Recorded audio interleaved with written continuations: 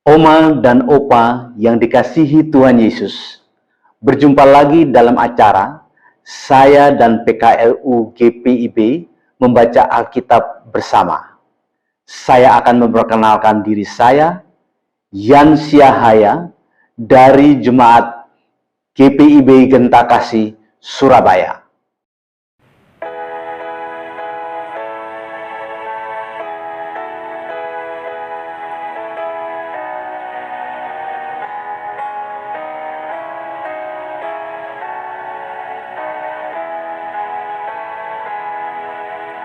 Sungguh kerajaan Allah di bumi tak kalah.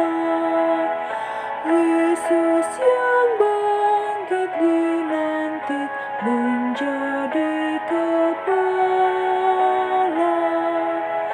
Ia menang, gelapmu menjadi terang. Lihatlah fajar menyala.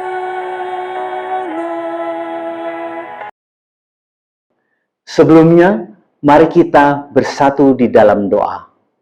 Bapa Surgawi, Bapa yang kami kenal di dalam anak-Mu Yesus Kristus, Tuhan, pada kesempatan yang indah ini, bersama PKLU, kami boleh mendengar sebagian daripada firman-Mu Tuhan.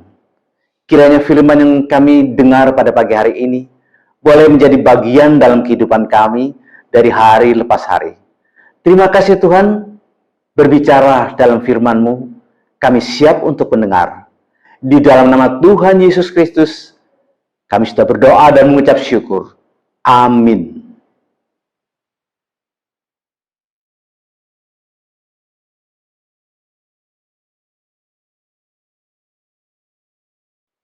Saya mengajak kita membaca Alkitab yang terambil dari 2 Raja-Raja 3 ayat 4 sampai dengan 5. 2 Raja-Raja 3 ayat 4 sampai dengan 5.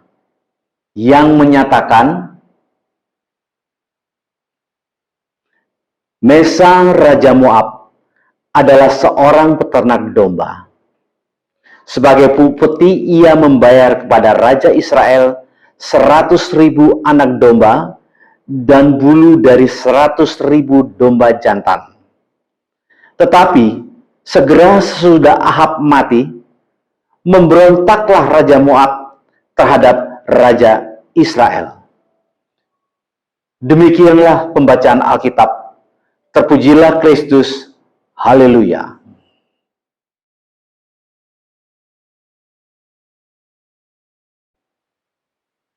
Tidak ada yang abadi selain Tuhan.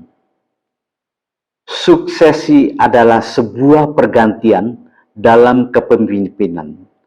Kata suksesi menurut Kamus Besar Bahasa Indonesia KBBI berarti pergantian kepemimpinan berdasarkan warisan atau pergantian kepemimpinan berdasarkan undang-undang yang berlaku dalam suatu pemerintahan.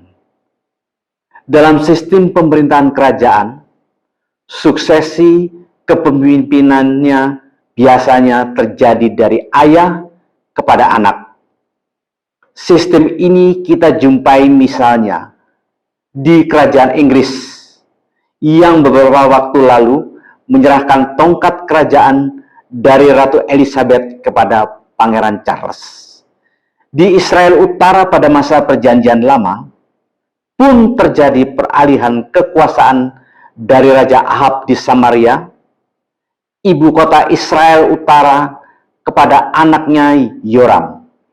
Namun pemerintahan Raja Yoram tidak sama dengan masa pemerintahan Raja Ahab. Perbedaan bisa saja karena kebijakan yang diambil sebagiannya. Hal ini terlihat sebelum Raja Moab datang membawa kewajiban semacam upeti kepada Raja Ahab, seperti 100.000 anak domba dan bulu dari 100.000 domba jantan. Ayat 4. Namun setelah Raja Ahab meninggal dan yang menggantikannya adalah anaknya yaitu Yoram, maka kerajaan kecil di bawah kekuasaan kerajaan Samaria mulai memperlihatkan dirinya dan mulai mengadakan pemberontakan. Banyak sebab kenapa kerajaan Moab berencana untuk memberontak melawan Samaria, Israel Utara. Bisa saja saat itu Samaria di bawah kepimpinan Yoram makin lemah. Moab melihatnya sebagai peluang untuk memberontak melawan kerajaan Samaria. Tidak ada yang abadi dalam dunia ini selain kuasa Allah. Bahkan pemerintahan yang ada di dunia ini adalah karena kehendak Allah. Karena sekuat apapun pemerintahan itu, tidak akan abadi. Allah berkuasa dan kekuasaannya tetap abadi. Di dalam Kristus, anaknya, Allah sudah menunjukkan kekuasaannya. Kita semua sedang menantikan perwujudannya. Saat Kristus datang ke dalam dunia untuk terakhir kalinya.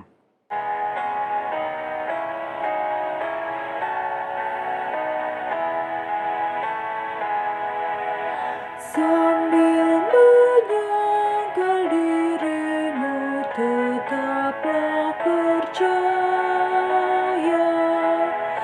Jangan pengharapan hilang di perang dan bahaya. Biarkan hatimu pun berdebar. Akhirnya kamu berjaya.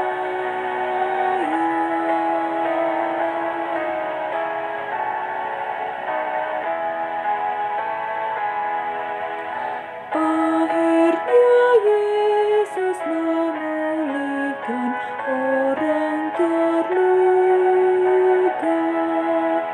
Kaunya lepas dari nista sengsara dan duka.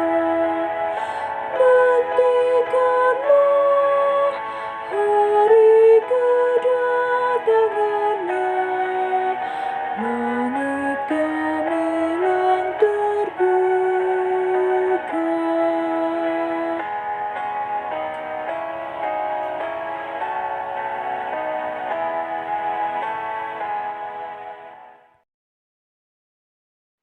Mari kita berdoa.